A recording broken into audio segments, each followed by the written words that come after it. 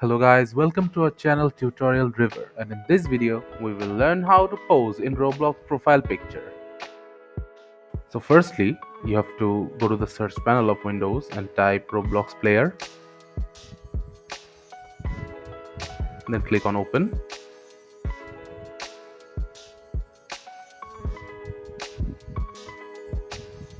After the Roblox application has opened, on the left side click on my avatar.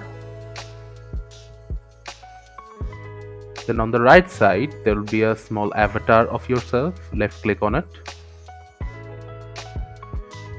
Now you can see there will be a lot of poses available in here. You can select any one of them. After you have finalized your selection, click on next. And now you have to edit the positioning for the avatar. So you can zoom in or out or rotate your avatar. After done, click on next. Now click save. Now after all is done, you will see that your avatar has changed.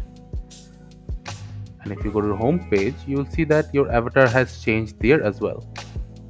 Thank you again for watching the video. Make sure to like this video and subscribe to our channel, and see you in the next video.